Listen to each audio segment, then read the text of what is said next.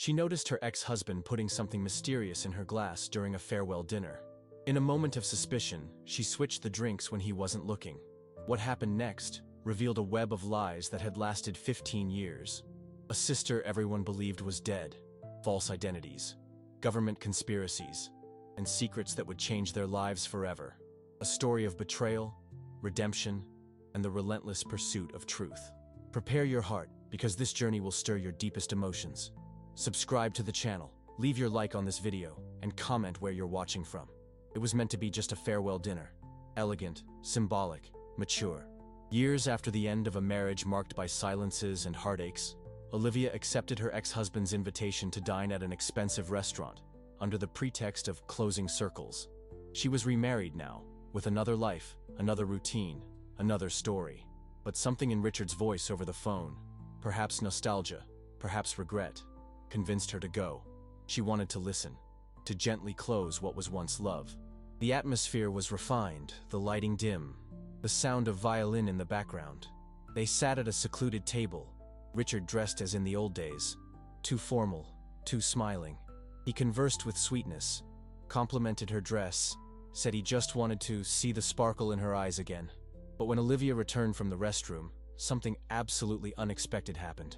A woman approached her with a grave look and said in a low voice, "Don't drink from your glass. Your ex-husband put something in it from a strange vial." Olivia froze. The woman's citrus perfume contrasted with the chill that ran through her body. She thanked her without knowing what to think. Was the woman crazy? Was this a cruel joke? Or truth? Olivia returned to the table with a tense smile, and while Richard showed her old photos on his phone, she deliberately dropped her purse. In the instant he bent down to help, she switched the glasses, and that's when the disaster began. For the first few minutes, nothing happened, but soon Richard began to sweat. His voice faltered, his gaze wandered. Olivia asked if he was okay. He said it was the heat. He asked to go to the bathroom. He stood up and staggered. The restaurant stopped. People stood up. The staff rushed over. Olivia helped him sit. A nurse among the customers provided first aid until the ambulance arrived. She remained outwardly serene, but inside, a whirlwind. What was in that liquid? Had he tried to poison her? Or was the woman in the bathroom lying? And why? During the 6 months that followed, Olivia's life became an emotional labyrinth. She returned home that night with the taste of wine still in her mouth, but it was no longer the same wine. Her current husband, Thomas, discreet and calm, sensed that something had happened. But how could she explain that she had dinner with her ex, that he almost fell dead, and that she had switched their glasses? She pretended to be tired and isolated herself. Her first conflict was internal. Why had she agreed to go? Did she want to say goodbye or prove something to herself? What remained of that old love? Days later, an anonymous letter arrived at her door. "You did well to switch the glasses, but this isn't over." From there, small twists emerged. Olivia discovered that Richard had opened an account in her name, that an old insurance policy still listed her as the beneficiary, that he had been frequenting the same club as her, despite living in another city. Coincidences or preparation? She began to investigate discreetly, with the help of an old friend, now retired from the legal field. Eleanor discovered that Richard was involved in obscure loans, and that the insurance policy, if activated, would cover exactly the amounts he owed. He didn't need Olivia to die, just to depart in a convenient way. The woman from the bathroom appeared again.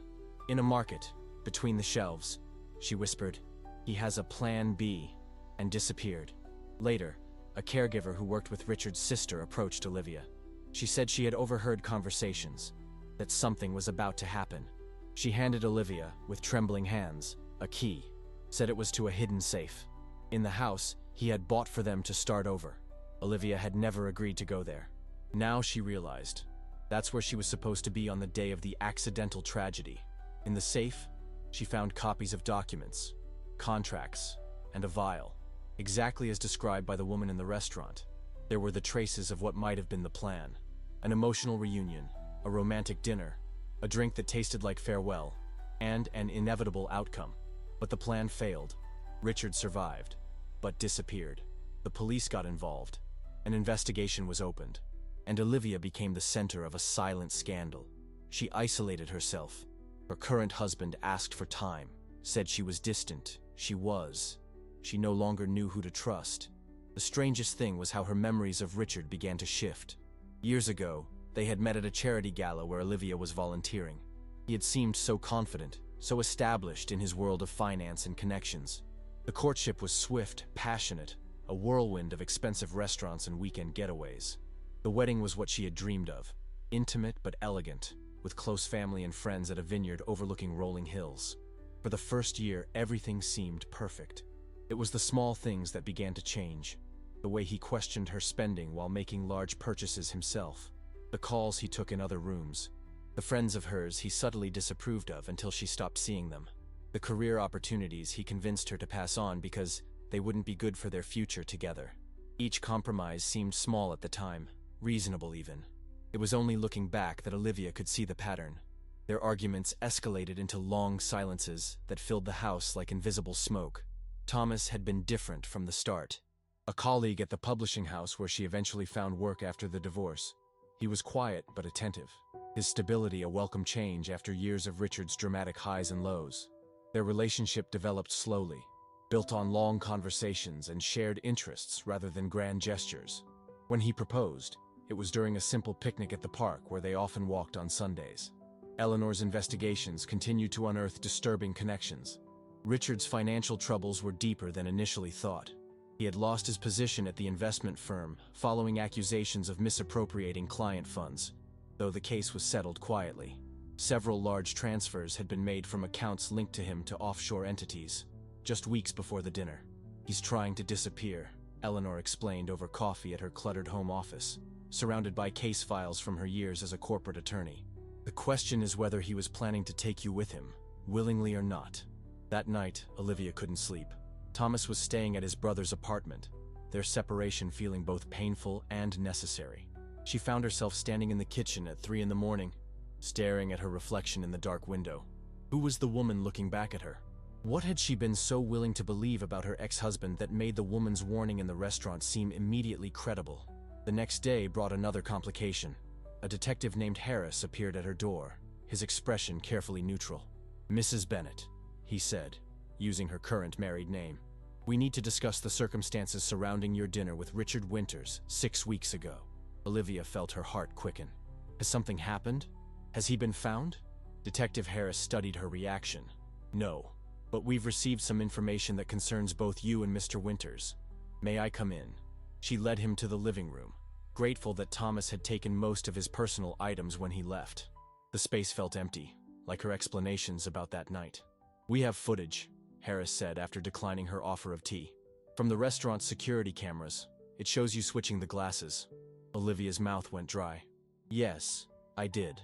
Care to explain why?" She told him about the woman, the warning, Richard's strange behavior before and after. Harris listened without interruption, taking occasional notes. "And you didn't think to notify the staff? Or simply refuse to drink?"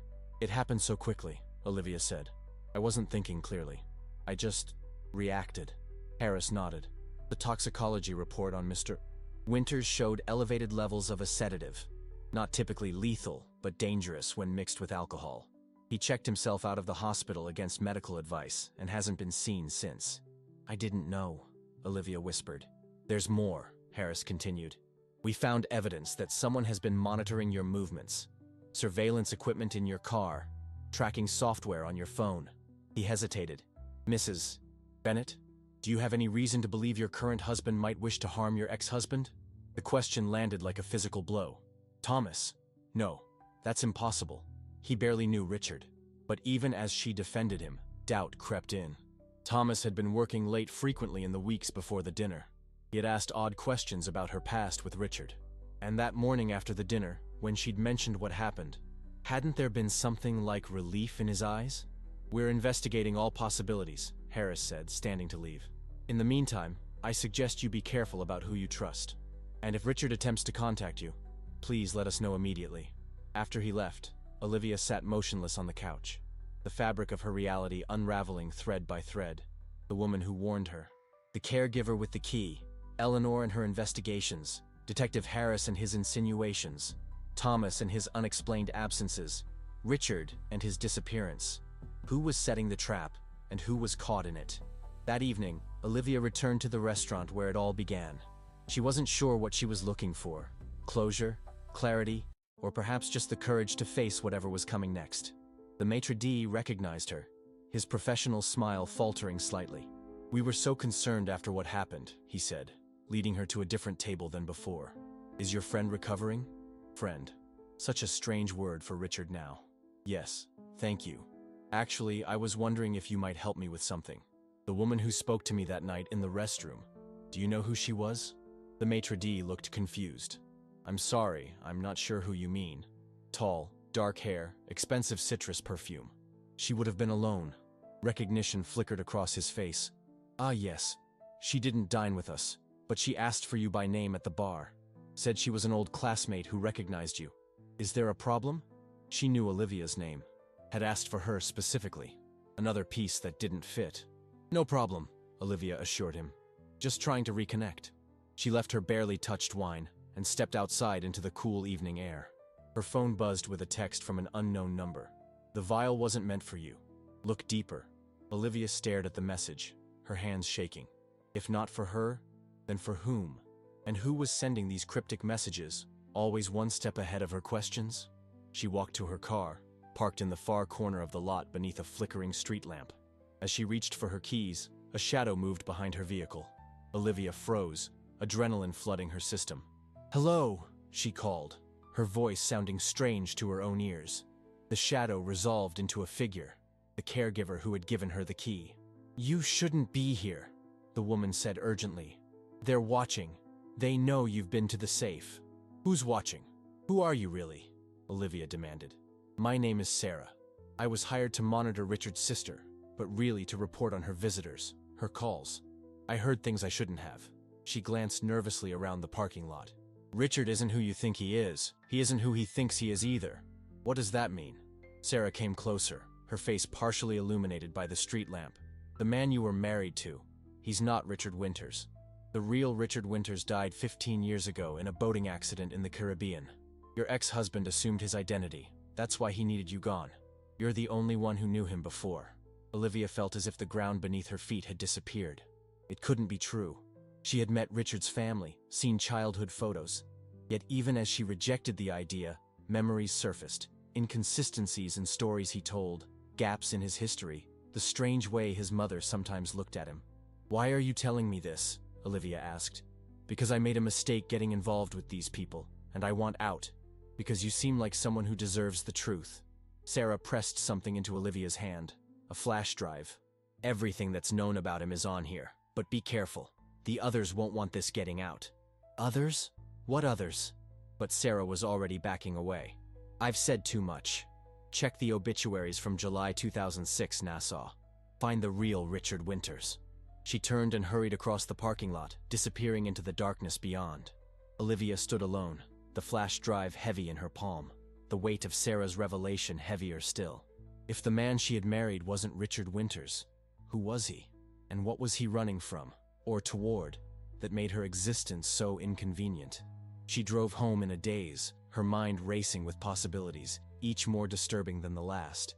The house was dark when she arrived, seemingly empty, but she couldn't shake the feeling of being watched.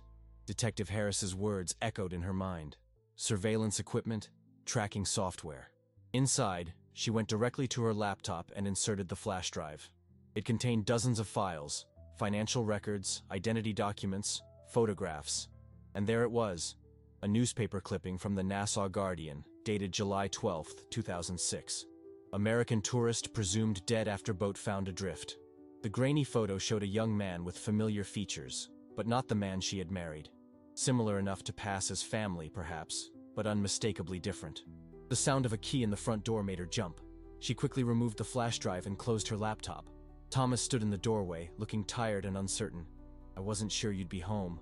I came to get a few more of my things." "I was at the restaurant," Olivia said, watching his reaction closely. "Where it happened." His expression was unreadable. "Why would you go back there?" "I'm trying to understand. Thomas, there's something I need to ask you." She took a deep breath. "Did you know about Richard? About who he really is?" Thomas's face paled slightly. "What do you mean?" "I mean that he might not be Richard Winters at all. That the real Richard Winters died years ago. He sank into the armchair across from her, his body tense. How did you find out about that? The confirmation sent a shock through her system. You knew? All this time? You knew? Not all this time, Thomas said quietly. I found out after we were married. I was going to tell you, but then you got the invitation to dinner with him and everything happened so fast. He ran a hand through his hair, a gesture of frustration she knew well. Olivia, you have to understand. I was trying to protect you. Protect me by lying, by keeping this from me? Her voice rose despite her efforts to stay calm. He's dangerous, more than you know. The people he's involved with, they don't leave loose ends. Thomas leaned forward. When you told me about the dinner, about what happened, I was terrified. Not just for you, but for both of us. Olivia's mind was spinning. The detective who came here, he asked if you might want to harm Richard. Why would he ask that? Thomas looked away. Because I've been investigating him on my own. I hired someone, a private investigator. I needed to know what he was planning. Why he suddenly wanted to see you after all this time. And what did you find out? That he's been living under the stolen identity of Richard Winters for nearly 15 years. That he's tied to some very powerful, very dangerous people. And that recently, those people have become unhappy with him. Thomas met her gaze directly. The dinner wasn't about closure, Olivia. It was about setting you up. If he had succeeded in drugging you, you would have been found with alcohol and sedatives in your system, looking for all the world like you took your own life in despair. But why? Why go to such lengths? Because dead, you're a tragic story. Missing, you'd be a mystery, an investigation. He needed something clean, something that wouldn't raise questions, something that would let him disappear with the money he's stolen. Olivia felt sick. The woman in the bathroom, the one who warned me. Do you know who she is? Thomas hesitated. I think so. Her name is Vanessa Clark. She works for the same people Richard does. Or did. I don't know whose side she's on now. And the caregiver, Sarah? Sarah? Thomas frowned. I don't know anyone named Sarah. Olivia's phone buzzed again. Another text from the unknown number. Don't trust the husband. He's been compromised. She stared at the message, then at Thomas, the man she had rebuilt her life with, the man who had just admitted to keeping critical truths from her, the man who might be trying to save her, or setting his own trap. I need some air, she said abruptly, standing up. Olivia, wait. But she was already moving toward the door, grabbing her keys and jacket. Outside, the night was cool and clear, stars visible despite the city lights. She got into her car with no clear destination in mind, just the need to be away, to think without Thomas's presence influencing her judgment. She found herself driving toward Eleanor's house. Her friend would help sort through this tangle of lies and half-truths. Eleanor had always been the rational one, the voice of reason when emotions threatened to overwhelm. As she turned onto Eleanor's street, Olivia noticed a dark sedan parked across from the house, its windows tinted. She drove past without slowing, suddenly wary. Instead of parking, she circled the block, then approached on foot from the adjoining street, cutting through a neighbor's yard to reach Eleanor's back door. She knocked softly, then more urgently when there was no response. Finally, she tried the handle, unlocked, which was unlike meticulous Eleanor. The kitchen beyond was dark. Eleanor? Olivia called softly, stepping inside. It's me, Olivia. The house was silent, but something felt wrong. A chair tipped over. Papers scattered across the floor. The faint scent of Eleanor's signature tea in the air, but underneath it, something else. Something metallic and forbidding. Olivia fumbled for the light switch, her heart pounding. When the overhead light flickered on, she gasped. Eleanor's home office was in disarray. Drawers pulled out, contents dumped, books swept from shelves. And on the desk, written in what looked horribly like blood, she knew too much. You're next. Olivia stumbled backward, a scream building in her throat. Where was Eleanor? What had happened here? She turned to flee, to call for help, but froze as a figure appeared in the doorway. Tall, familiar in the worst possible way. Hello, Olivia, Richard said, his voice the same as she remembered despite everything that had changed. I think it's time we finished our dinner conversation. Olivia's blood ran cold as Richard stepped into the light. He looked thinner than at the restaurant, his expensive suit replaced by casual clothes, his normally perfect hair slightly disheveled. But his eyes, those were the same, cold, calculating, watching her every movement. Where's Eleanor?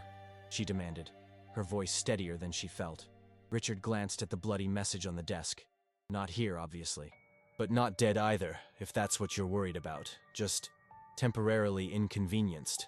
He moved further into the room, and Olivia backed away, her mind racing to find a way out. The back door was behind her, but Richard stood between her and the hallway leading to the front. "Why are you doing this?" she asked, buying time, assessing options.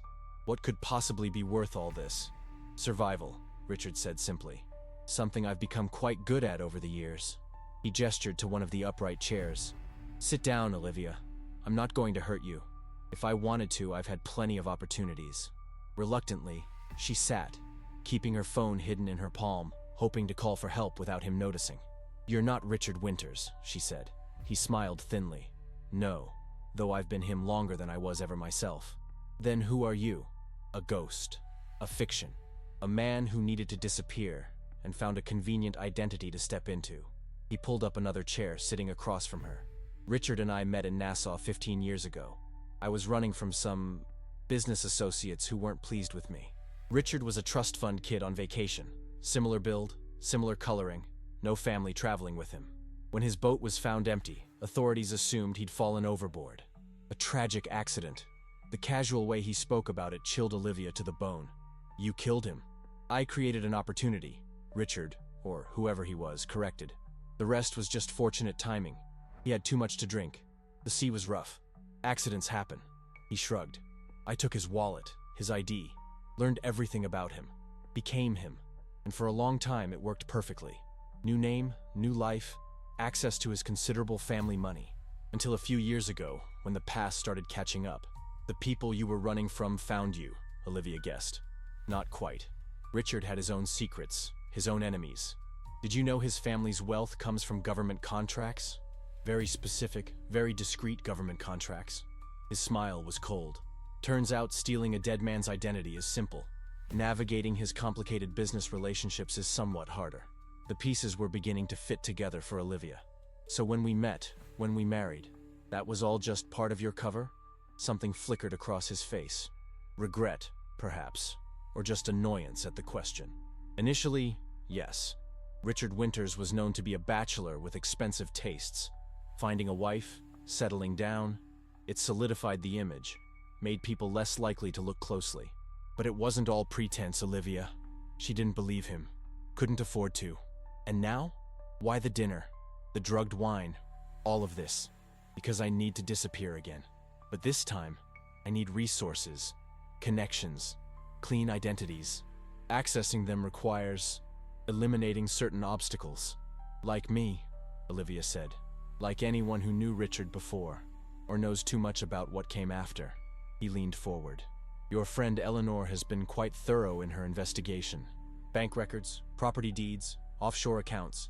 She even managed to trace some of the original Richard's intelligence connections. Impressive." Olivia's grip tightened on her phone. "What have you done with her?" "She's safe. For now.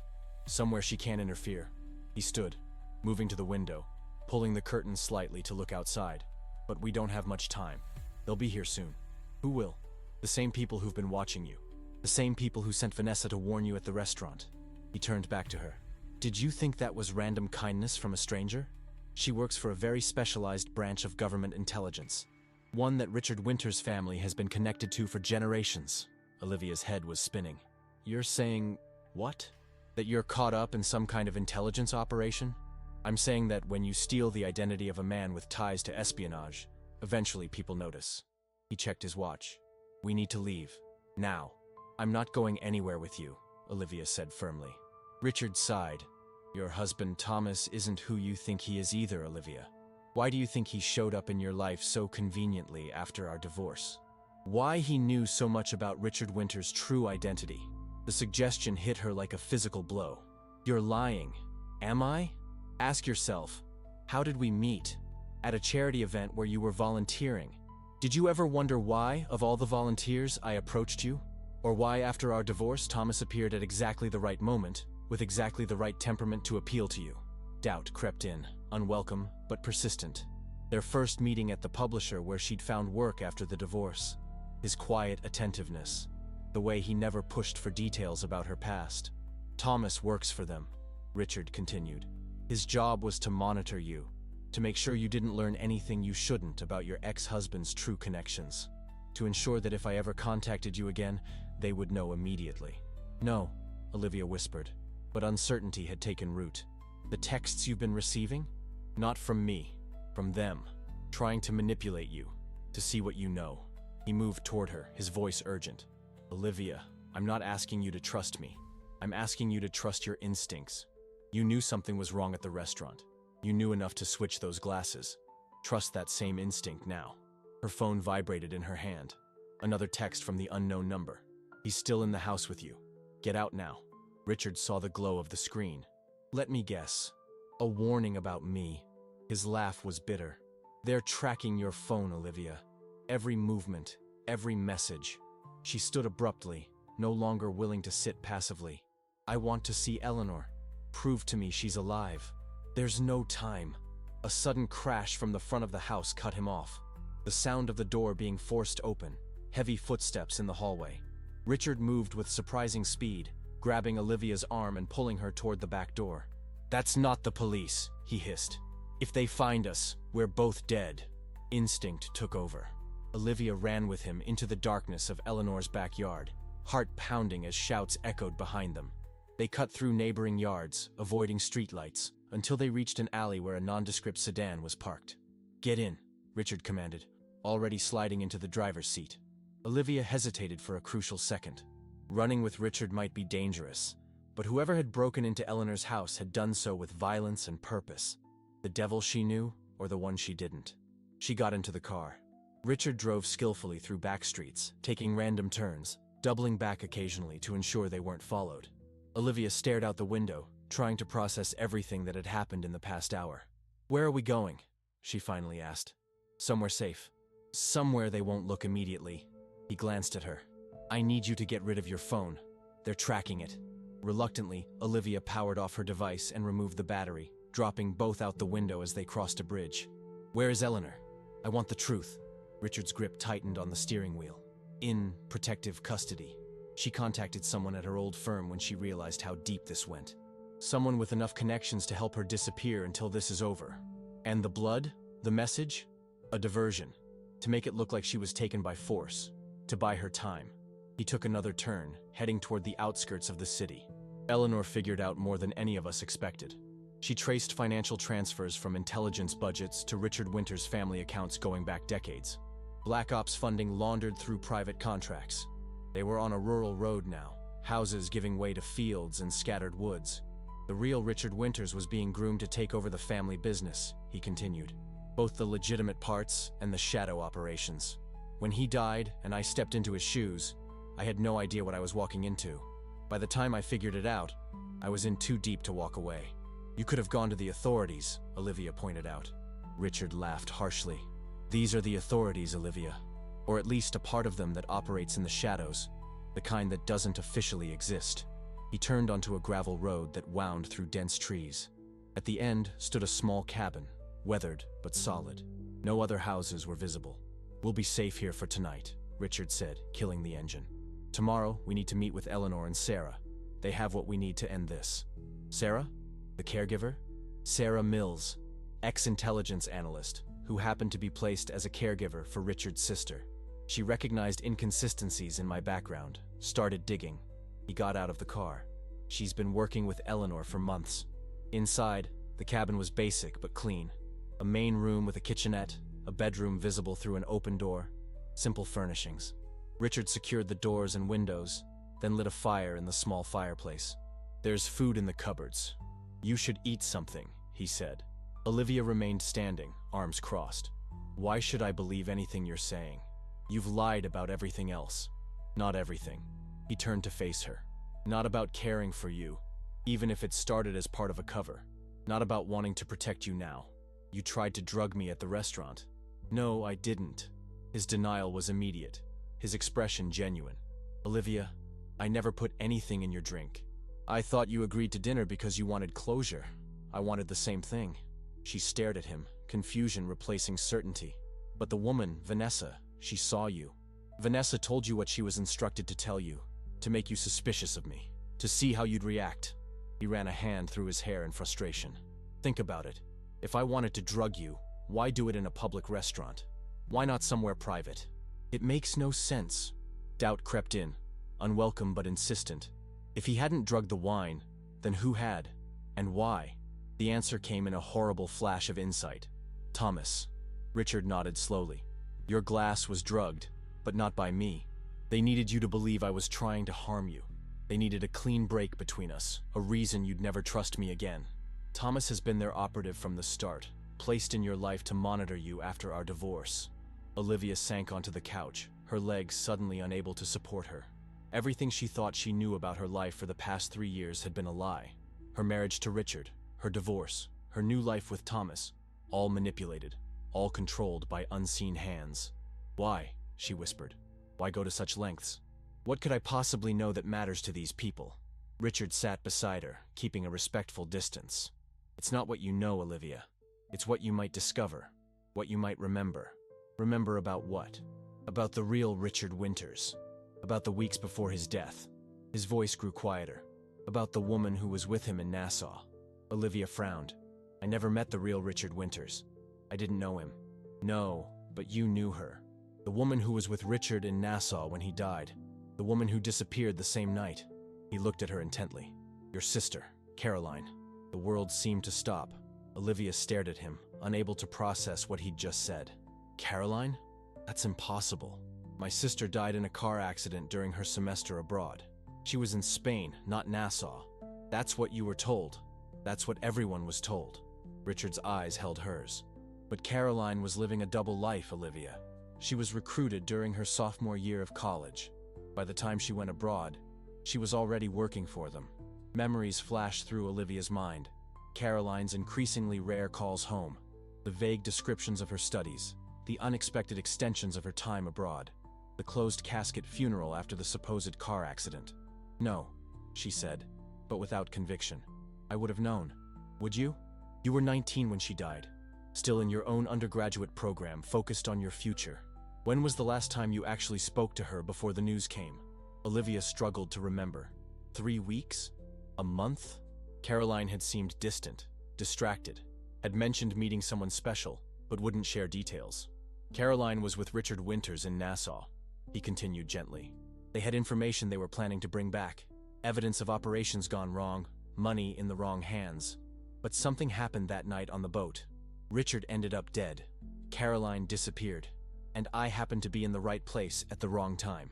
If what you're saying is true, Olivia said, fighting to keep her voice steady, then my sister has been alive all this time.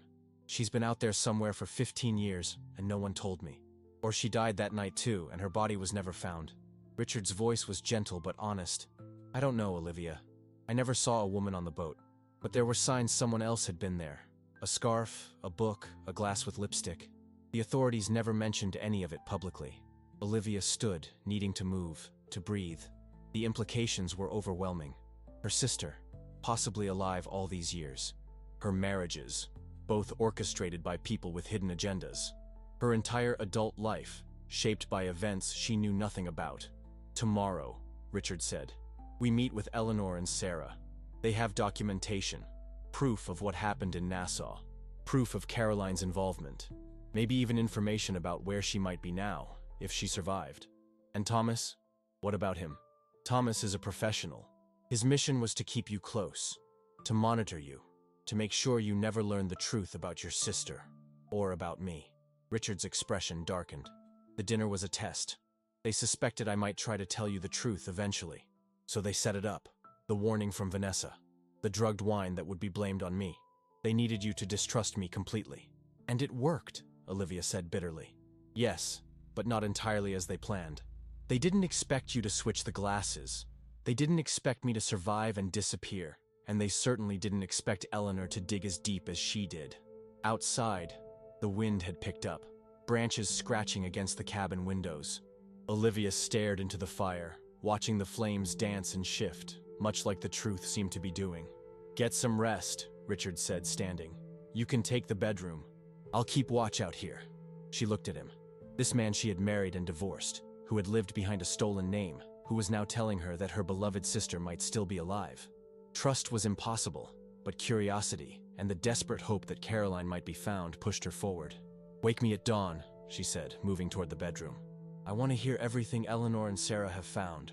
Sleep came in fitful bursts, dreams filled with Caroline's laugh, with glasses of ruby wine, with boats drifting empty on dark water. Olivia woke fully as the first gray light of dawn filtered through the bedroom window. For a moment, she was disoriented. Then the events of the previous day came rushing back. She found Richard in the kitchenette, making coffee on a small stove. He looked as if he hadn't slept, dark circles under his eyes, stubble on his jaw. "We need to leave soon," he said, handing her a mug. "The meeting is at 8, about an hour from here." "Where?" "An old hunting lodge Eleanor's family has owned for generations. Remote, secure, off any official records." He sipped his own coffee. "We should be safe there." The drive was tense, silence stretching between them. Olivia watched the landscape pass, rural areas giving way to deeper forest. The hunting lodge was barely visible from the narrow dirt road that led to it, weathered wood blending with the surrounding pines.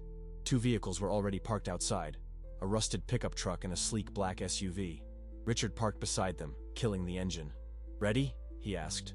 Olivia nodded, though ready was the last thing she felt. Inside, the lodge was rustic but comfortable, a large main room dominated by a stone fireplace. Eleanor sat at a wooden table spread with files and a laptop, looking tired but unharmed. A woman Olivia recognized as Sarah stood by the window, vigilantly watching the approach to the lodge. And in an armchair near the fire, to Olivia's shock, sat Thomas. She stopped short, instinctively backing up a step. "What is he doing here?" "It's okay," Eleanor said, rising to greet her with a hug. "He's with us." Thomas stood but maintained his distance, his expression a mix of relief and apprehension. "Olivia, I know you must be confused." "Confused?" she interrupted, anger flaring. "You drugged my wine, manipulated my life for years, and now I'm supposed to believe you're with us? Who exactly is us anyway?" Eleanor guided her to the table. "Sit. We have a lot to cover, and not much time." Over the next hour, the full story emerged, more complex and disturbing than even Richard had suggested. Documents spread across the table told a tale of government operations gone rogue, of money and power and desperation. Caroline was recruited her sophomore year, Eleanor explained, showing Olivia a personnel file with her sister's photo. She was brilliant, fluent in 3 languages, with the perfect psychological profile for undercover work. By the time she met the real Richard Winters, she was deep into an investigation of his family's connections to unauthorized operations. She was investigating Richard as a potential asset, Sarah added. Someone who could help expose what his family had been involved in. What she didn't expect was to fall in love with him. Photos showed Caroline and the real Richard together in Nassau, laughing on a beach, dining at a restaurant, boarding the boat that would be found empty days later. They were going to expose everything, Thomas said quietly. They had evidence of illegal operations, of money being funneled to extremist groups under the guise of intelligence gathering. But someone was tipped off. The official story was that Richard had an accident at sea, Eleanor continued. Caroline was never mentioned, her presence erased from all records. Your family was told she died in Spain, a car accident with a body too damaged to view. Olivia stared at the photos, at her sister's familiar smile. And the real Richard did die that night. A glance passed between the others. Richard, the man she had known as Richard, answered. Yes. I found his body washed up on a small stretch of beach miles from where the boat was discovered. I was on the run myself, needed a new identity. It seemed convenient. But you never saw Caroline. He shook his head. No, there was no sign of her.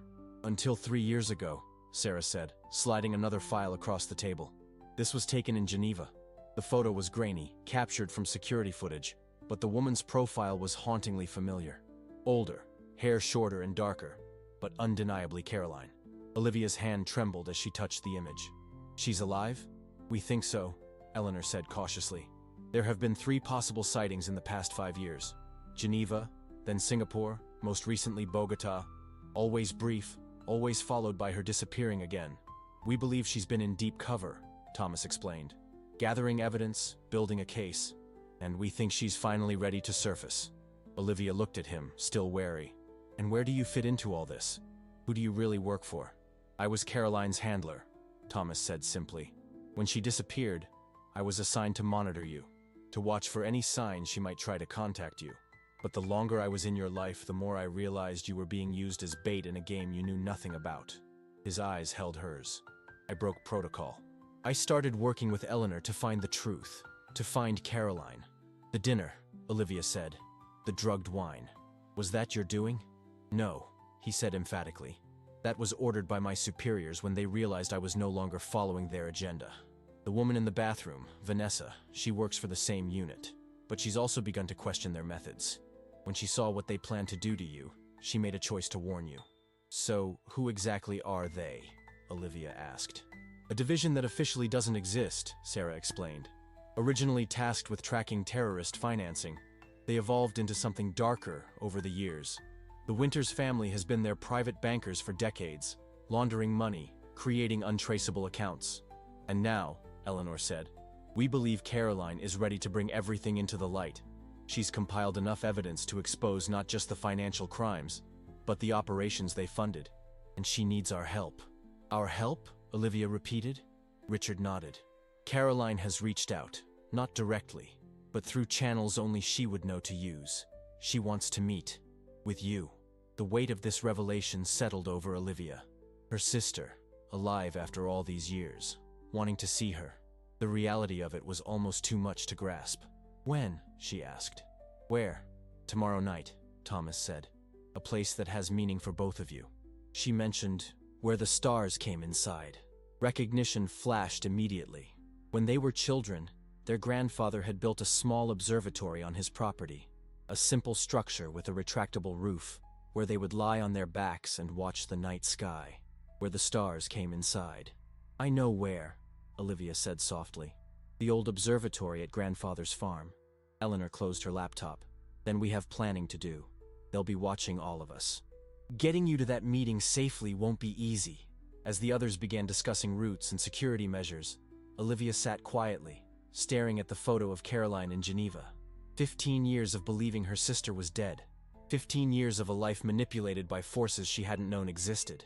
And tomorrow, potentially, a reunion that would change everything again.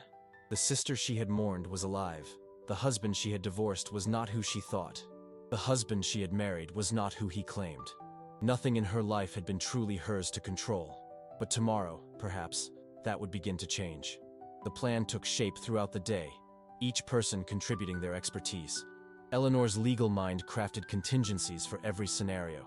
Sarah's intelligence background provided security protocols. Thomas and Richard, despite their mutual distrust, worked together on the logistics of getting Olivia safely to the observatory. Olivia watched them, these strangers who knew more about her life than she did. The anger and confusion she had felt initially had been replaced by a steely determination. If Caroline was truly alive, nothing would stop Olivia from reaching her. The farm has been abandoned for years, she told them, sketching a rough map of her grandfather's property. The main house collapsed after a heavy snow about 5 winters ago, but the observatory was built separately, on a small hill overlooking the east pasture. Stone foundation, reinforced roof. It should still be standing. How far is it from the nearest road? Thomas asked. About a quarter-mile through woods. There's an old service path, but it's probably overgrown by now. Richard studied the drawing. Are there other approaches? Ways they might set up surveillance? The property backs up to state forest land, miles of it. They could come from any direction if they knew where to look. Olivia tried to recall details from childhood visits. There's a creek that runs along the western edge. It's shallow enough to cross on foot during summer months. Sarah made notes on her laptop. We'll need to sweep the area before the meeting time. Set up a perimeter. Watch for unusual activity. This is beginning to sound like a military operation, Olivia observed. In many ways it is, Eleanor said grimly. These people have resources, training, and absolutely nothing to lose if their activities come to light. They'll do whatever it takes to stop Caroline from going public. As evening approached, they refined the details. Olivia would travel with Thomas in one vehicle, taking an indirect route to the farm. Richard, Eleanor, and Sarah would arrive separately, securing the area before Olivia's arrival. If surveillance was detected, if anything seemed wrong, they would abort immediately. Caroline chose the location for a reason, Sarah pointed out. It's remote. It has meaning only for the two of you, and it hasn't been in your family for years. On paper, there's no connection to you anymore. After a simple dinner, Eleanor pulled Olivia aside. "There's something you should know," she said quietly, leading her to a small study off the main room. From a locked drawer, she withdrew a sealed envelope. "Caroline left this for you. She gave it to me years ago. Made me promise to keep it safe until—" She hesitated. "Until it was needed." Olivia took the envelope with trembling hands. "You've known all along? That she was alive?" "Not all along, no.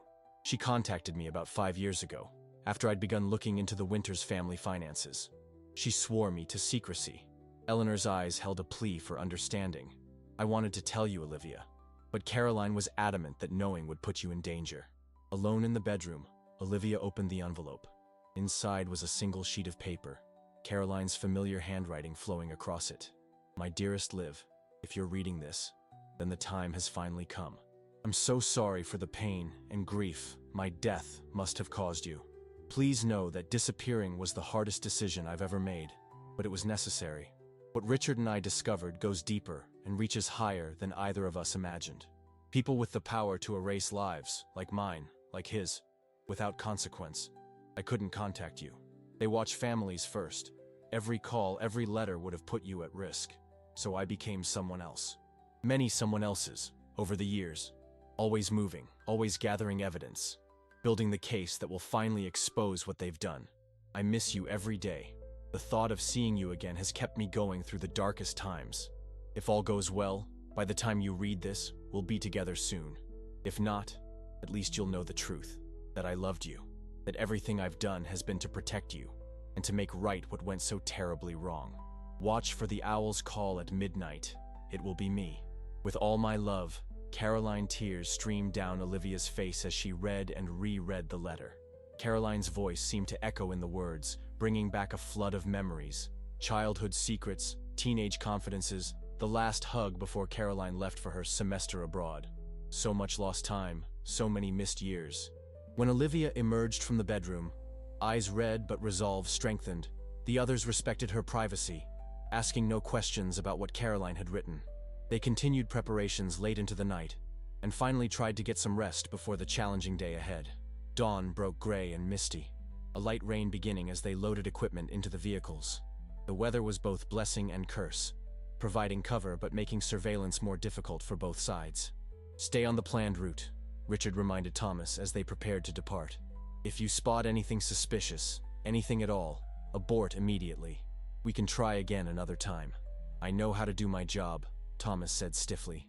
His gaze softened as it shifted to Olivia. "Are you ready?" She nodded, pulling on a waterproof jacket. "Let's go find my sister." The journey took over 3 hours, a circuitous path designed to reveal any tale. They switched vehicles once at a prearranged point, abandoning the sedan for an older model pickup truck that would handle the rural roads better.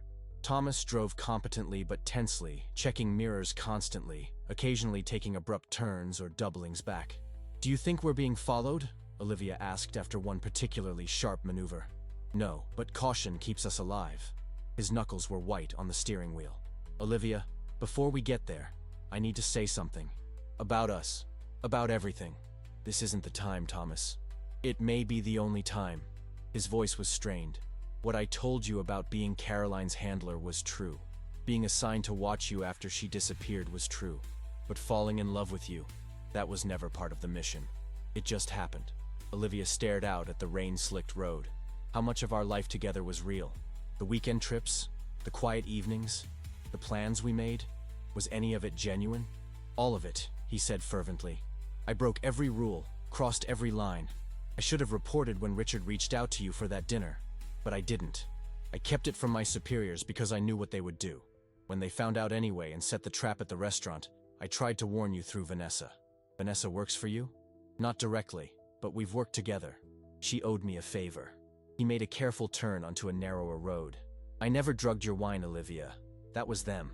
When you switched the glasses and Richard collapsed, it threw everything into chaos.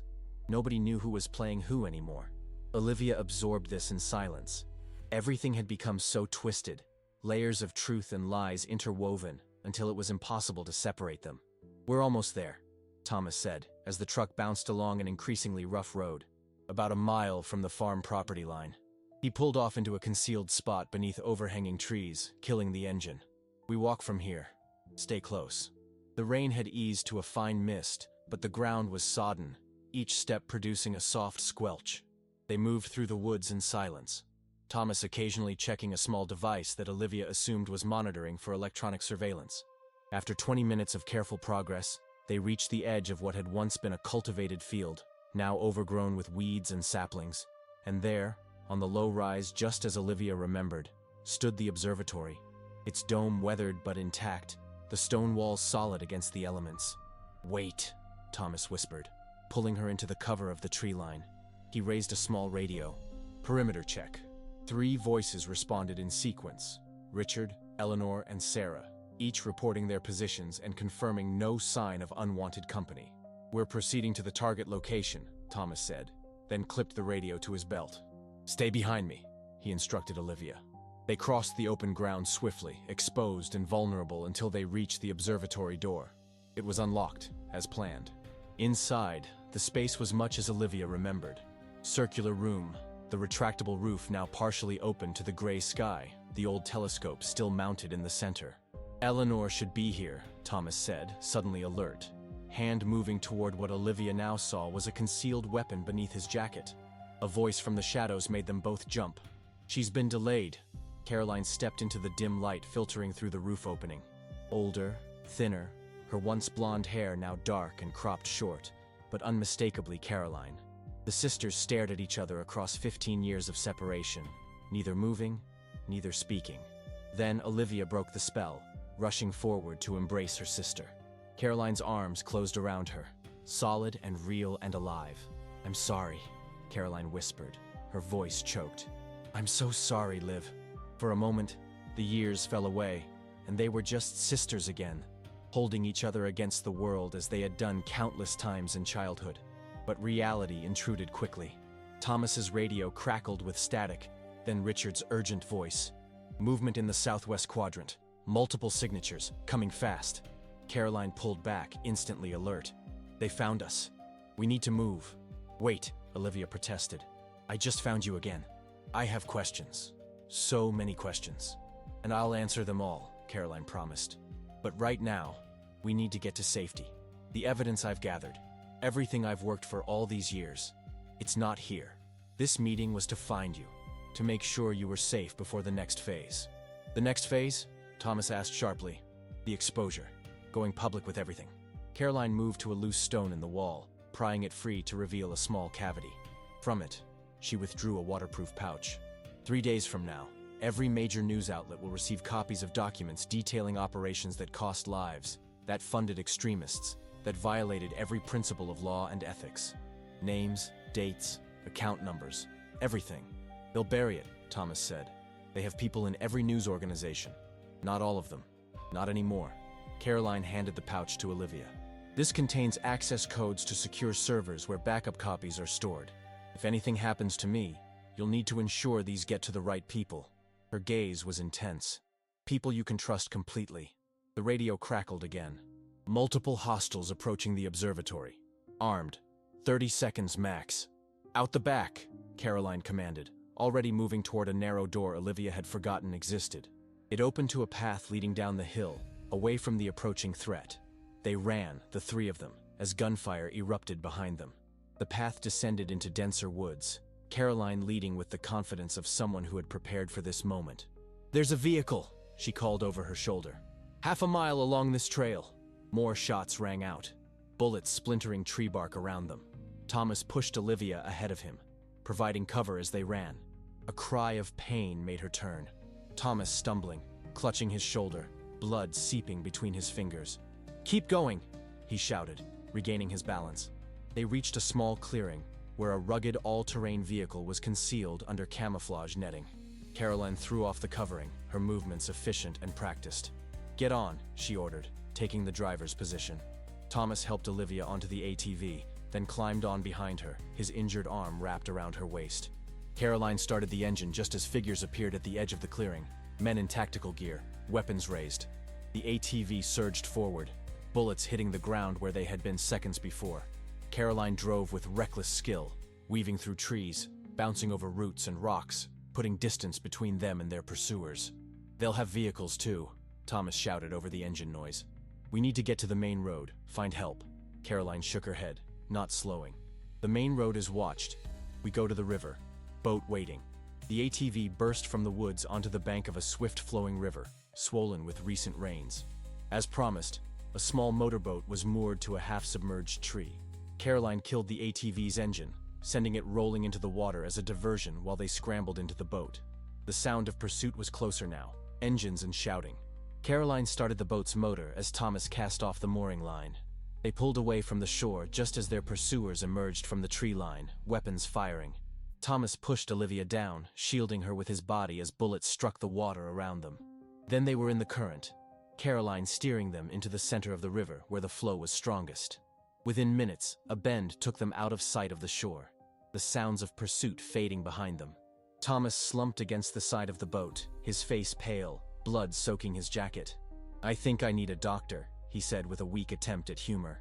Caroline produced a first aid kit from beneath the seat, tossing it to Olivia. "Pressure on the wound. The bullet went through, which is good, but he's losing a lot of blood." As Olivia tended to Thomas, Caroline navigated the river with practiced ease, occasionally checking a GPS device to confirm their route. "Where are we going?" Olivia asked, pressing a bandage to Thomas's shoulder. "Safe house, about 10 miles downriver. Richard and Eleanor should be there by now if they followed the backup plan." Caroline glanced back at them.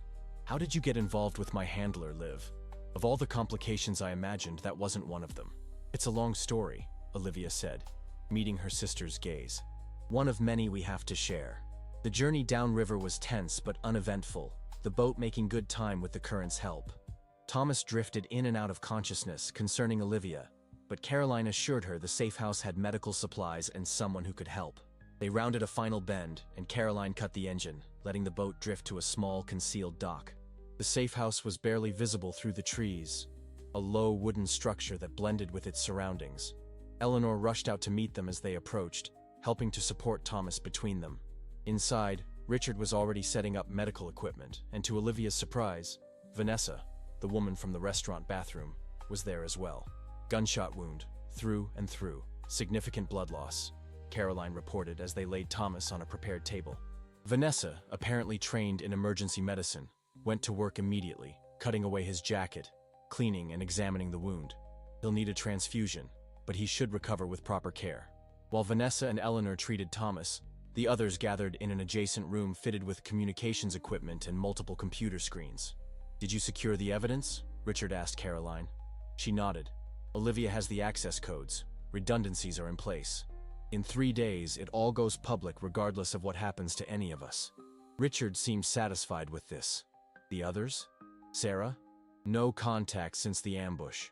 She knows the protocols if separated." Olivia watched this exchange with growing unease. The easy familiarity between Caroline and Richard suggested a relationship deeper than circumstantial allies.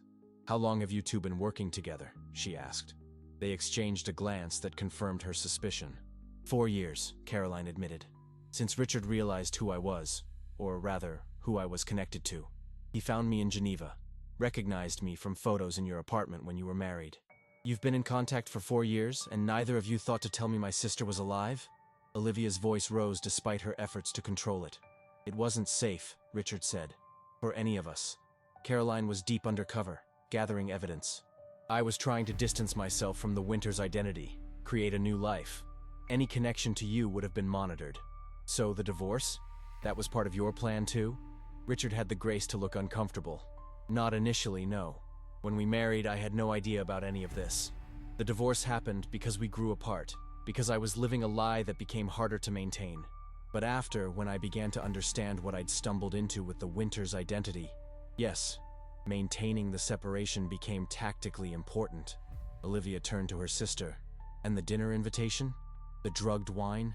How does that fit into your grand plan?" "The dinner wasn't our idea," Caroline said.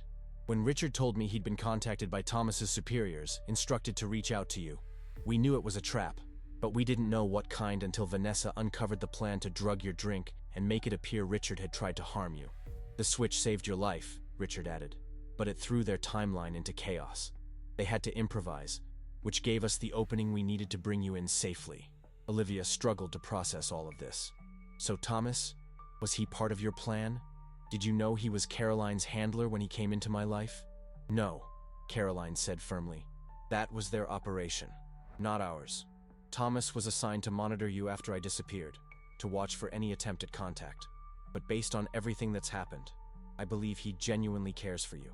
He turned against his own people to protect you. That's not something an agent does lightly. A sound from the doorway made them turn. Thomas stood there, pale but upright, his shoulder professionally bandaged, arm in a sling. She's right, he said quietly. Falling in love with you was never part of the mission. It just happened. And when it did, everything changed. The room fell silent, tension thick in the air. Too many secrets, too many agendas, too many versions of the truth. Caroline broke the silence. We need to move again soon. This location won't stay secure for long. Thomas, are you able to travel? He nodded grimly. I'll manage. Good. Because the final phase starts now. She activated one of the computer screens, bringing up a map. In 36 hours, we meet with a journalist who's agreed to break the story globally. Every piece of evidence, every document, every recording, all of it goes public, and no one will be able to stop it. Olivia looked around at these people who had been moving pieces on a board she hadn't known existed. Her ex-husband who wasn't who he claimed to be. Her current husband who had been assigned to monitor her. Her sister who had faked her death. All of them had lied. All of them had manipulated. All of them had their own versions of what was necessary. Yet here they were, unified now by a common purpose and the shared danger that had brought them to this moment. What do you need me to do? Olivia asked, making her choice. Caroline smiled, the familiar smile that had been missing from Olivia's life for 15 years. Exactly what you've always done best, Liv. Tell the story. Make sure the world hears the truth. The plan was set in motion. Each person assigned their role in what Caroline called the final phase. Vehicles were prepared, routes memorized, contingencies established for every scenario they could imagine. They would separate into 3 groups. Caroline and Olivia would travel together to meet the journalist. Richard and Eleanor would deliver key evidence to back up contacts in 3 major cities. Thomas and Vanessa would create a diversion to draw attention away from the others. As night fell, they gathered for a final meal before departing at dawn. The conversation was subdued, each person lost in their own thoughts about what lay ahead. Olivia found herself studying her sister across the table, this familiar stranger who had lived so many lives in the years they'd been apart. Caroline caught her gaze and smiled slightly, excusing herself from the table. Olivia followed her outside, where they stood beneath a darkening sky, the first stars becoming visible overhead. Remember how we used to lie in the observatory, making up stories about the constellations? Caroline asked softly. I remember everything, Olivia said. Every birthday, every Christmas, every moment I thought you were gone forever. She turned to face her sister. Why didn't you find a way to let me know you were alive? A signal, a message, anything. Caroline was quiet for a long moment. I almost did, so many times. But each time I convinced myself it was too dangerous, that I was protecting you by staying away. Her voice faltered. Then years passed, and I told myself you had moved on, built a new life without the pain of knowing I was out there somewhere, unreachable. I never moved on, Olivia said. Not really. There was always this emptiness, like a room in my heart I'd locked and tried to forget about. I'm sorry, Liv, for all of it, for the years we lost. Caroline reached for her hand. But I'm not sorry for what I've done. The people I've been tracking, the operations I've uncovered, they've cost lives, destroyed families, created suffering across borders and generations. Bringing them down is worth whatever personal price I've had to pay. Olivia understood then, perhaps for the first time, the weight her sister had carried all these years, the solitary burden of a mission that had consumed her life. Tomorrow, she said, squeezing Caroline's hand. We finish this together. Inside the safe house, preparations continued into the night. Weapons were checked, communications tested, routes verified. Through it all, Olivia observed the interactions between the others, the shorthand language between Caroline and Richard that spoke of years working together, the professional respect between Thomas and Vanessa despite their different allegiances, Eleanor's quiet competence as she organized the evidence they would take to the journalist. Thomas found her alone in the small room where she would try to sleep for a few hours before dawn. Olivia, he said from the doorway, may I come in? She nodded, making space for him to sit beside her on the narrow cot. I know you have every reason to hate me, he began. The mission, the lies, all of it. But I need you to know that what we have, it's real. At least for me. Olivia studied his face. The face she had woken up beside for 3 years. The face she had believed she knew completely. I don't hate you, Thomas. I don't know what I feel right now. Everything's been turned upside down. The past, the present, none of it is what I thought. I understand. He started to rise, but she caught his hand. But I do know this, she continued. When I switched those glasses at the restaurant, when Richard collapsed, when everything began to unravel, you were the first person I wanted to call, the one I wanted to run to. That has to mean something. The relief in his eyes was palpable. It means everything. They sat in silence for a moment, the weight of tomorrow hanging between them. Whatever happens, Thomas said finally, whatever you decide about us after all this is over, know that I will do everything in my power to keep you and your sister safe. That's my priority now. Not the mission, not the agency. You. As he left, Olivia lay back on the cot, too wired to sleep despite her exhaustion.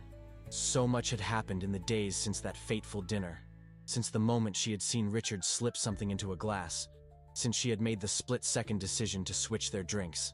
A simple act of self-preservation that had unraveled 15 years of carefully constructed deceptions. That had brought her sister back from the dead. That had revealed the true nature of both her marriages. That had set in motion events that would culminate tomorrow in revelations that could shake governments and bring down powerful people.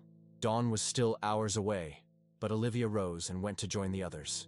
If sleep wouldn't come, she would use the time to prepare, to understand fully what they faced. Because tomorrow, everything would change again. Dawn broke with a heavy mist clinging to the trees, shrouding the safe house in a ghostly white silence. Each group performed final equipment checks, memorized rendezvous points, and prepared for what could be the most dangerous day of their lives. The atmosphere was tense but focused, everyone acutely aware of what was at stake. Olivia stood with Caroline, watching Richard and Eleanor load their vehicle. It still felt surreal. Standing beside the sister she had mourned for 15 years, preparing for a mission that seemed more suited to a thriller novel than real life. We leave in 10 minutes, Caroline said, checking her watch. The meeting with the journalist is scheduled for noon, but we'll need to take an indirect route, make sure we're not followed.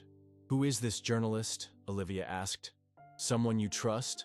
As much as I trust anyone after all these years, Caroline replied with a hint of weariness. Maya Chen, independent investigative reporter with a reputation for integrity and courage. She's broken stories on corruption in 3 continents, faced death threats, never backed down. Caroline's expression softened slightly. And she was my roommate in college, before all of this began. She's one of the few people who knew I was recruited, though she doesn't know I'm still alive. Thomas approached them, his injured arm in a sling but his movements otherwise sure and controlled. Vanessa and I are ready. We'll create the diversion approximately 2 hours from now. Draw attention to the north while you head east. Caroline nodded. Stay on schedule. If anything feels wrong, abort and head to the backup location. Be careful, Olivia said quietly. Thomas held her gaze for a long moment. You too. See you on the other side of this. They departed in sequence. Richard and Eleanor first, then Thomas and Vanessa, and finally Caroline and Olivia. The sisters traveled in a weathered SUV with tinted windows, Caroline driving with the same hyper-vigilant attention she had shown on the river. You've done this many times, haven't you? Olivia observed after an hour of careful progress along back roads and rural highways. Running, hiding, planning escapes. Caroline's hands tightened slightly on the steering wheel. More times than I can count. New names, new faces, new stories. Moving before connections can form, before anyone looks too closely. She glanced at Olivia. You can't imagine what it's like, living that way year after year. Always looking over your shoulder, always ready to disappear in an instant. But that ends today, Olivia said. Once the evidence is public, you won't have to hide anymore. That's the plan. Caroline didn't sound entirely convinced. But these people live. They have resources, connections at the highest levels. Going public protects us to a point, but we'll never be completely safe as long as any of them remain free. They lapsed into silence, the implications hanging between them. Eventually, Olivia asked the question that had been nagging at her since the safe house. You and Richard, what exactly is your relationship? Caroline's expression revealed nothing. Colleagues, allies in this fight. Nothing more? There was, briefly, 2 years ago. Her voice softened. We were in Zurich, had just narrowly escaped a trap. The adrenaline, the relief of survival, it pushed us together. But we both realized it was a mistake. Too complicated, too many secrets between us. He was still processing his feelings about you, about the life he'd left behind. She paused. I'm sorry if that hurts you. Strangely, it didn't. The man I married wasn't real, Caroline. Even his name was borrowed. Looking back, I can see the cracks that were there from the beginning. The inconsistencies, the gaps in his history, the way he would sometimes look at me like he was searching for something he couldn't find. Olivia stared out at the passing landscape. What about Thomas? You were his handler. Did you choose him to watch over me after you disappeared? No. That decision came from above. But I knew him, trained with him briefly. He was good, observant, patient, empathetic. Those qualities make effective field agents. Caroline navigated a sharp curve before continuing. I never imagined he'd fall in love with you. When I found out, I was furious. Felt like he'd crossed a line, taken advantage of his position. And now? Now I think it may have been the most human thing he could have done. Breaking protocol, choosing connection over duty. A small smile flickered across Caroline's face. You always did have that effect on people, Liv. Making them want to be better, more authentic versions of themselves. They continued their journey, weaving through small towns and stretches of countryside, occasionally switching routes according to Caroline's carefully planned itinerary. 2 hours in, Caroline's secure phone chimed with a message. Diversion successful, she reported after reading it. Thomas and Vanessa have their attention. Now we see if Richard and Eleanor can deliver their packages without being intercepted. Another hour passed. They stopped once to refuel at a remote station, Olivia going inside to pay, while Caroline remained vigilant in the vehicle. Back on the road, they were approaching the outskirts of a mid-sized city when Caroline's phone chimed again. Her expression darkened as she read the message. Change of plans. Maya's been compromised. They got to her this morning. Olivia felt a chill. Is she alive, but in their custody? Which means they know about the meeting. Caroline pulled off onto a side road, stopping to reconsider their options. We need a new approach, a different way to get the information out. Eleanor and Richard? Still on mission, but they'll be exposed if they make their deliveries now. Caroline typed rapidly on her phone, then waited for responses. We need a new contact, someone they won't expect, someone outside their surveillance net. Olivia thought quickly. What about my editor, James Sullivan at the Regional Post? He's experienced, principled, has connections with larger outlets if the story is big enough. Caroline considered this. They'll have looked into your professional connections, but he might not be on their immediate radar since you're not a journalist yourself. She nodded. It's worth trying. Can you contact him, set up a meeting? Yes, but I'll need a phone. Mine went into the river, remember? Caroline produced a burner phone from the glove compartment. Use this. Keep it brief, nothing specific. Just arrange to meet as soon as possible. Olivia dialed James's direct number, relieved when he answered on the second ring. James, it's Olivia Bennett. Olivia, where have you been? People have been looking for you, asking questions. I know, and I'll explain everything. But I need to see you. Today. It's urgent. There was a pause. How urgent are we talking about? National security urgent. Lives at stake urgent. Another pause. My office. 2 hours. Not your office. The old boathouse at Green Lake Park. 2 hours. It was a spot where the publishing staff occasionally held summer picnics, secluded but accessible. I'll be there, James promised, curiosity evident in his voice. Caroline approved of the location after Olivia described it. Gives us multiple escape routes, good visibility of approaches, but we'll need to assume they're monitoring his movements now that you've made contact. So what's the plan? We go in carefully, make the handoff, get out fast. If James agrees to run with the story, we get him everything. The documents, the recordings, the account details. All of it. Caroline started the engine again. And then we disappear until it breaks. Once it's public, they lose their biggest advantage. Secrecy. They drove toward Green Lake Park, using an indirect approach, avoiding main roads and traffic cameras. Caroline maintained a constant scan for surveillance or pursuit, but so far, their journey remained undisturbed. It feels too easy, she murmured as they neared their destination. After everything they've done to keep this quiet, I expected more resistance. Maybe Thomas and Vanessa's diversion worked better than expected, Olivia suggested. Maybe. Caroline didn't sound convinced. Or maybe they're letting us walk into something. They parked a quarter mile from the boathouse, approaching on foot through wooded paths that offered cover. Caroline moved with the practiced silence of someone trained for covert operations, while Olivia did her best to follow suit. The boathouse came into view, an aging wooden structure at the edge of the lake, its weathered dock extending into the water. No other vehicles were visible in the small clearing that served as a parking area. No sign of James or anyone else. "We're early," Olivia said, checking her watch. 20 minutes. Caroline surveyed the area with professional scrutiny. "I'll make a perimeter check. You stay here, out of sight. If anything seems wrong, anything at all, you head back to the car. Don't wait for me." Before Olivia could protest, Caroline melted into the trees, leaving her alone with her thoughts and the gentle lapping of water against the shore.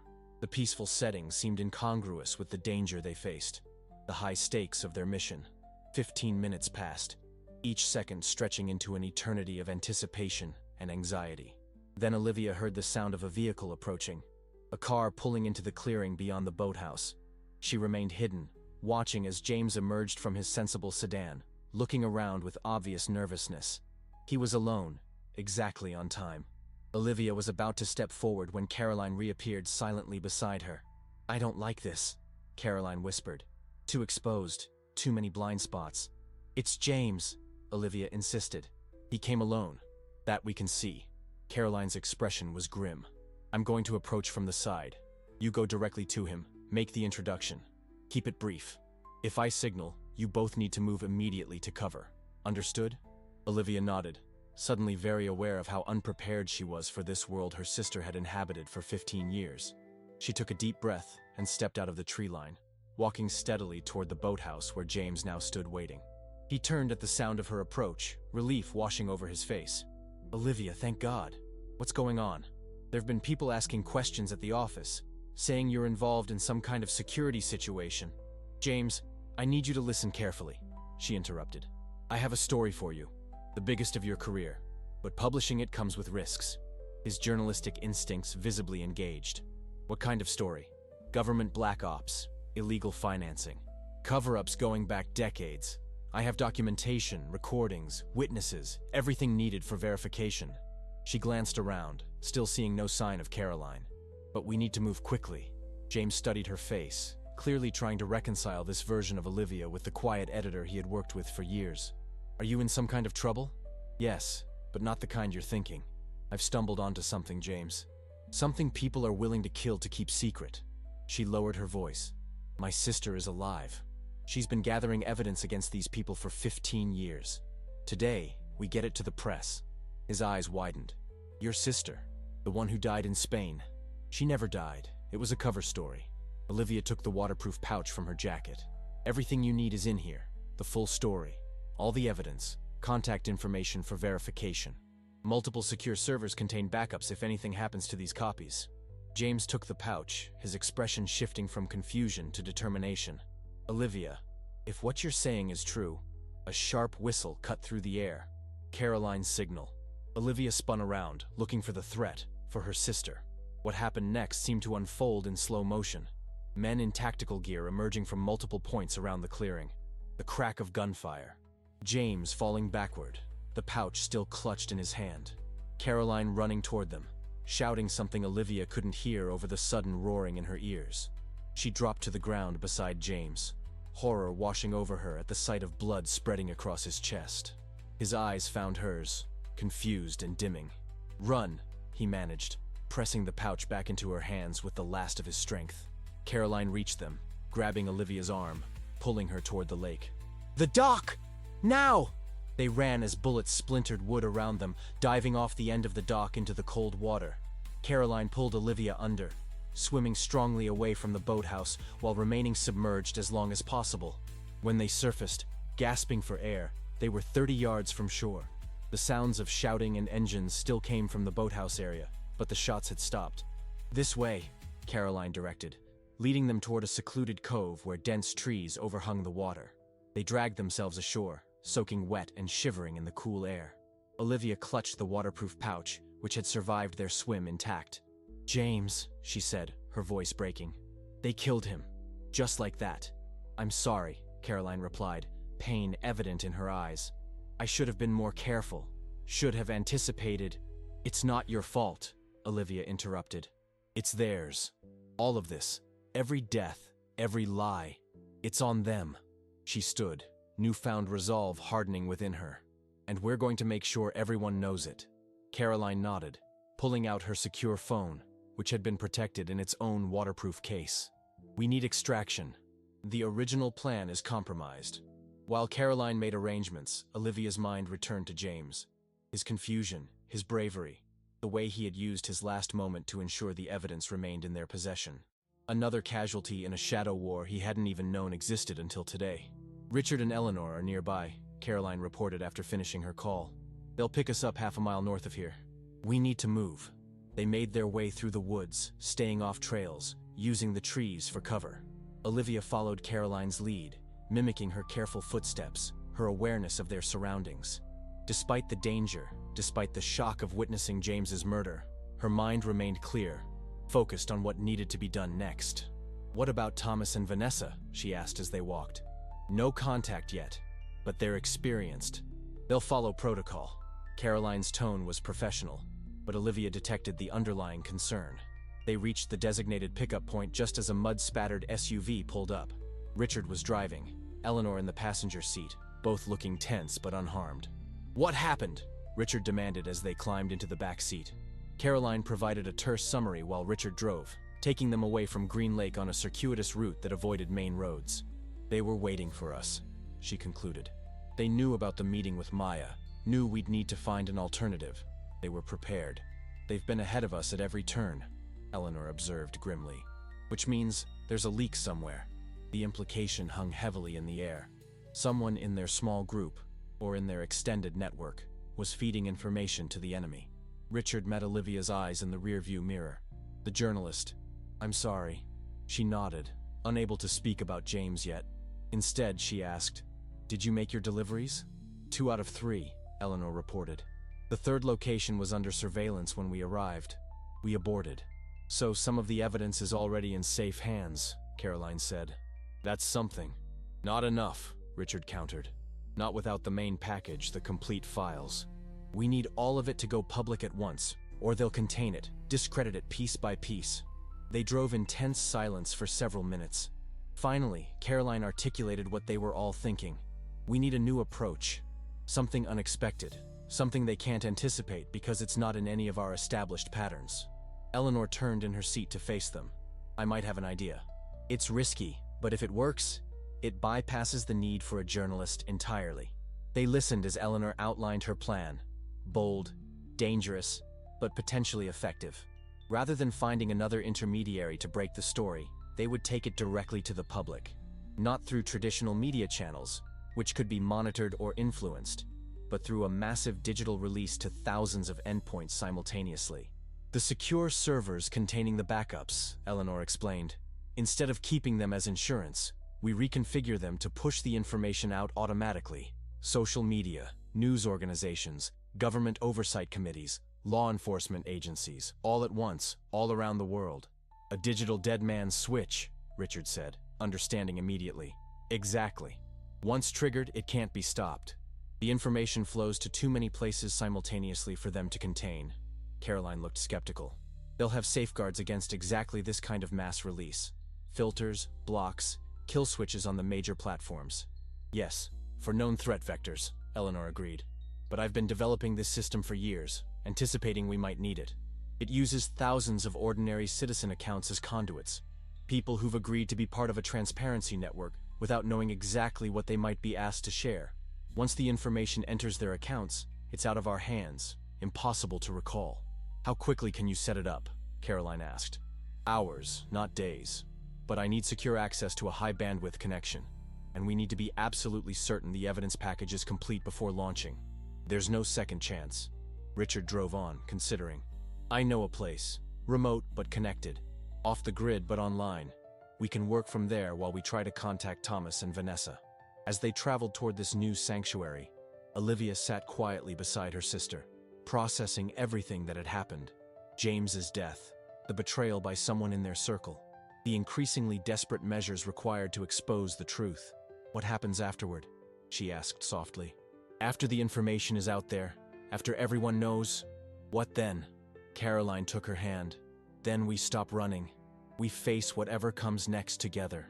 It was a simple promise, yet it contained everything Olivia needed to hear in that moment.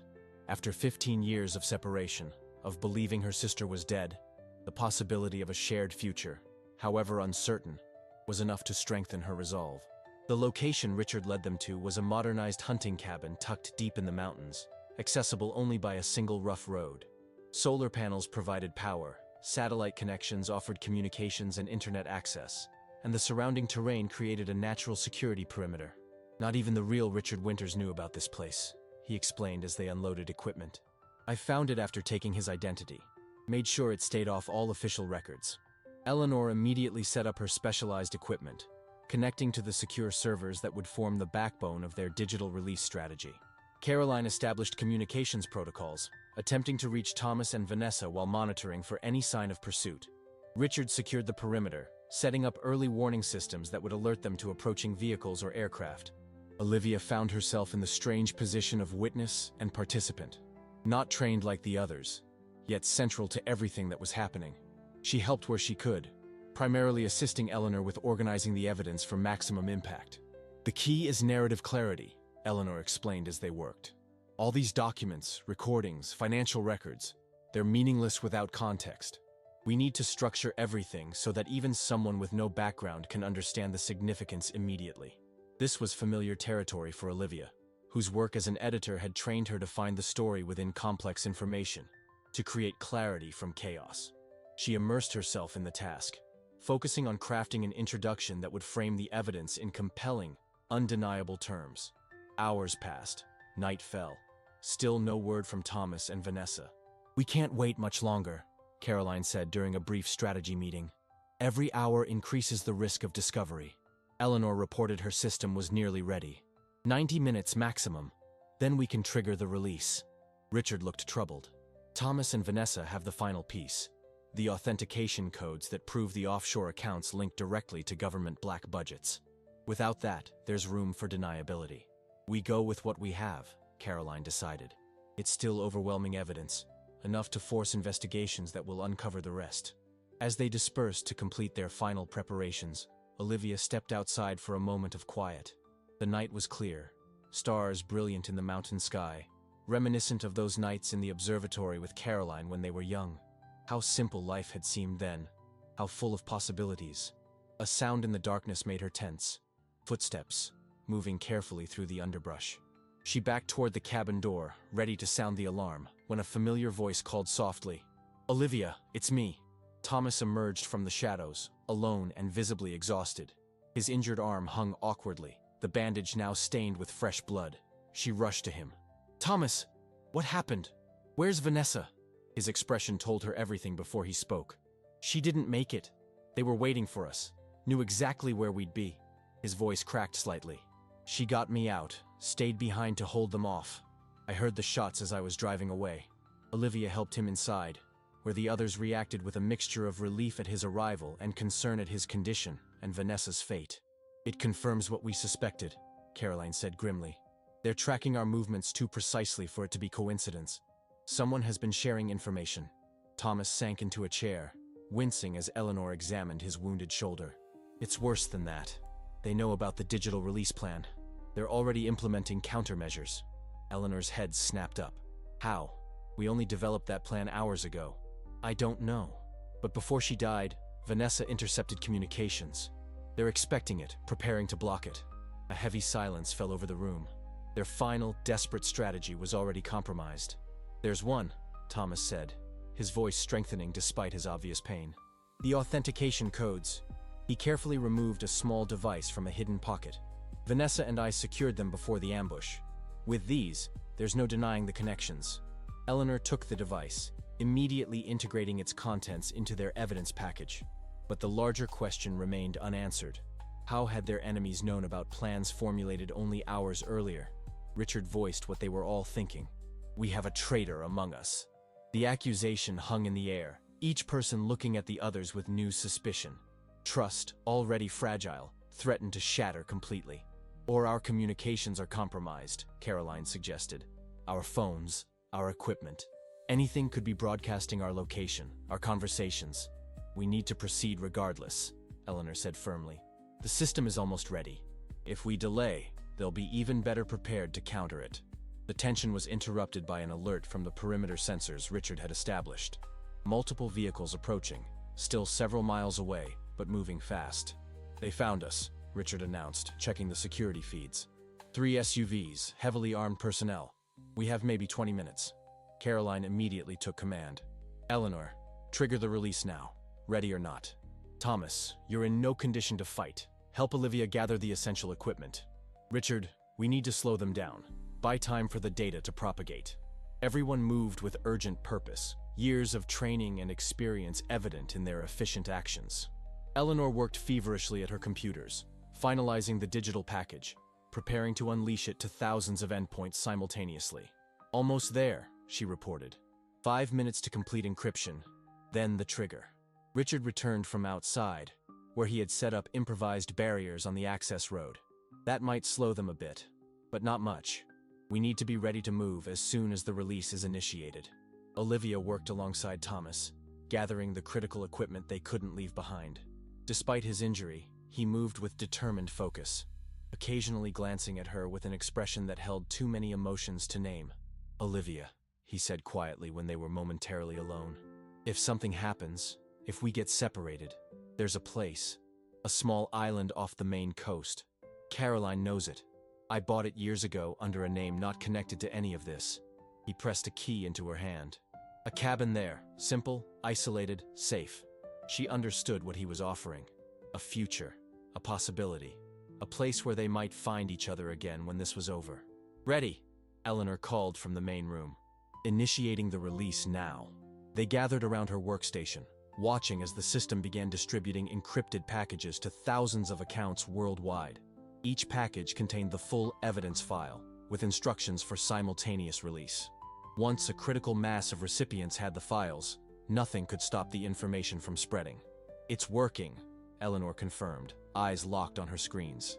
Packages delivering. 20% complete. 30%. The perimeter alarm sounded again. Closer now, perhaps 5 minutes away. Time to go, Caroline urged. The back route, through the forest. We split up as planned. Rendezvous at the safe house in 48 hours if possible.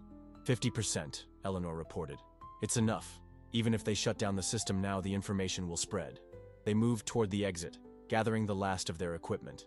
Richard would go west, creating a diversion.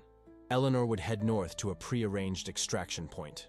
Caroline, Olivia, and Thomas would take the most difficult route east, through dense forest and challenging terrain. Just before they separated, Caroline pulled Olivia into a fierce hug. No matter what happens, we did it. The truth is out there now. They can't put it back in the box. As they prepared to leave, a deafening explosion rocked the cabin. The front wall disintegrated in a shower of splinters and glass. Through the smoke and debris, armed figures appeared, weapons raised. Down! Richard shouted, pushing Eleanor behind what remained of a solid wall. Gunfire erupted. Caroline pulled Olivia to the floor while Thomas, despite his injury, returned fire with a weapon he had concealed beneath his jacket. In the chaos that followed, Olivia experienced everything in disconnected flashes. Richard moving with unexpected speed and precision, engaging the attackers. Eleanor frantically typing final commands into her system before abandoning her workstation. Caroline pulling Olivia toward a concealed exit at the back of the cabin. Go, Thomas urged them, laying down covering fire. I'll be right behind you. Olivia hesitated, unwilling to leave him, but Caroline's grip was insistent. They crawled through the narrow exit, emerging into the darkness of the forest beyond. Keep moving, Caroline commanded. No matter what you hear, keep moving. They ran through the trees, the sounds of gunfire fading behind them. A final, massive explosion illuminated the night. The cabin, destroyed either by the attackers or by Richard as a last defensive measure. Olivia stumbled forward, grief and determination propelling her onward. She had no way of knowing who had survived, who had fallen. All she could do was follow Caroline, trust the plan, hope that the others would find their way to the rendezvous. Hours passed in a blur of exhaustion and fear. They moved through the night, putting as much distance as possible between themselves and the cabin. When dawn broke, they had reached a small mountain stream where Caroline had cached emergency supplies. Rest, she instructed Olivia. Just for an hour, then we keep moving. Olivia sank down on a fallen log, her body aching from the night's exertion. The others? Caroline's expression was carefully neutral. We follow the plan. 48 hours, the safe house. Anyone who can make it will be there. But her eyes revealed what her words did not. The slim chance that anyone else had survived the attack. The evidence? Olivia asked. The release? Eleanor was sending the final packages when the attack came. It depends on how much got out before. Caroline didn't finish the sentence. They rested briefly, ate energy bars from the cache, refilled water bottles from the stream, then continued their journey. Caroline leading with the unerring sense of direction that came from years of covert operations. By nightfall, they had reached a small town where another of Caroline's prepared identities allowed them to secure a cheap motel room without raising suspicions. There, they finally risked checking news sources on a burner phone Caroline had retrieved from her emergency supplies. What they found exceeded their most optimistic hopes. The evidence had spread like wildfire across global media platforms. Headlines screamed of government corruption, illegal operations, black money. Congressional leaders called for immediate investigations. International bodies demanded accountability. The story was everywhere, unstoppable. It worked, Olivia whispered, tears of relief and exhaustion running down her face. Everything you've done, everything you sacrificed, it wasn't for nothing. Caroline sat beside her on the edge of the motel bed, her own composure finally cracking. 15 years, she said, her voice breaking. 15 years of running, hiding, fighting. And now, she gestured at the phone, displaying yet another breaking news alert. Now, everyone knows. They held each other. Sisters reunited after so long, crying for what had been lost and what had been gained. The next day brought more news. Arrests had begun. Senior officials were cooperating with authorities, turning on each other to save themselves. Documents were being declassified, hidden operations exposed to public scrutiny. The system Eleanor had designed had worked perfectly, distributing the evidence so widely that no force on Earth could have contained it. But still, no word from Richard, Eleanor, or Thomas. They traveled carefully toward the safe house, taking indirect routes, maintaining the vigilance that had kept Caroline alive for 15 years. Though the main conspiracy was exposed, individual actors might still pose threats, seeking revenge or attempting to eliminate witnesses before trials began. 48 hours after the cabin attack, they approached the safe house, a modest apartment above a grocery store in a nondescript neighborhood. Caroline performed a careful reconnaissance before leading Olivia inside. The apartment was empty, pristine. No sign that anyone had been there recently. "We wait," Caroline said, checking the secure communications channels they had established. 24 hours. Anyone who can make it will come. Those 24 hours were among the longest of Olivia's life. She alternated between hope and despair, between celebrating the impact of their exposed evidence and mourning those who might have died, ensuring its release. News continued to break at a dizzying pace. More arrests, more revelations, public outrage growing as the full scope of the conspiracy became clear. Caroline maintained her professional demeanor, but Olivia could see the toll the waiting took on her. She had worked with these people for years, trusted them with her life repeatedly. The possibility that none had survived was clearly devastating, even to someone accustomed to loss. The 24-hour mark came and went. No one arrived. "We need to move on," Caroline finally said. "We've stayed too long already." Olivia nodded, gathering their few belongings. As she did, her hand brushed against the key Thomas had given her. The key to the island cabin, the place he had prepared as a sanctuary. "I know where we should go," she said. The journey to Maine took 3 days, traveling only at night, using cache and false identities Caroline had established. They reached the coast at dawn on the 4th day, a small fishing village where, miraculously, one of Caroline's contacts still operated a weathered boat available for charter without questions. The island appeared through morning mist as they approached, small, rocky, with dense pine forest covering most of its surface. A narrow dock extended from a pebble beach, and a path wound up toward a simple cabin partially visible through the trees. "He told me about this place," Caroline said as they secured the boat. "Never thought I'd actually see it." The cabin was exactly as Thomas had described. Simple, isolated, safe. Solar panels provided basic electricity, a well-supplied fresh water. Shelves were stocked with non-perishable food, everything needed for an extended stay off the grid. And on the kitchen table, a satellite phone. Specialized, secured, nearly impossible to track. Olivia activated it with hands that trembled slightly. There was a single programmed number. She pressed call, holding her breath as it connected. 1 ring, 2, 3. Then, miraculously, a familiar voice. "Olivia?" "Thomas," she breathed, relief washing over her in a wave so powerful she had to sit down. "You're alive." "Barely," he admitted. "But yes. Where are you?" "The island, the cabin. We made it." She glanced at Caroline, who was watching intently. "Both of us." A long exhale on the other end of the line. "Good. That's good. Stay there. It's secure. I'll come when I can." "The others? Richard? Eleanor?" A pause. "Eleanor made it out. She's in protective custody now, working with authorities to recover additional evidence." Another, longer pause. "Richard didn't make it. He held them off so we could escape. Thomas's voice faltered. "He saved a lot of lives that night." Olivia closed her eyes, absorbing this news. The man she had once married, who had lived behind a stolen identity, had died ensuring the truth would be revealed. "How long?" she asked simply. "Until I can come? A few weeks, maybe longer. I need to finish this. Make sure everyone involved is held accountable." His voice softened. "Wait for me?" "Yes," she said. "We'll wait." After the call ended, Olivia joined Caroline on the cabin's small porch. They sat together, watching the ocean, the same blood flowing through their veins, the same determination in their hearts. "What now?" Olivia asked. Caroline looked out over the water, toward the distant mainland that had been denied to her for so long. "Now we build something new, something true." She took Olivia's hand. Together. 3 months passed on the island. Summer turned to early fall. News continued to reach them through the satellite phone and a small radio. Investigations deepening, prosecutions beginning, the full architecture of the conspiracy being dismantled piece by piece.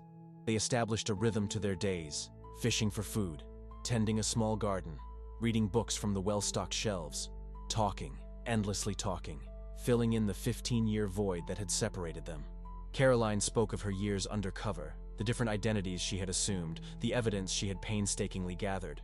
Olivia shared stories of her life after Caroline's death, college, career, her marriages to both Richard and Thomas. "I never really knew either of them, did I?"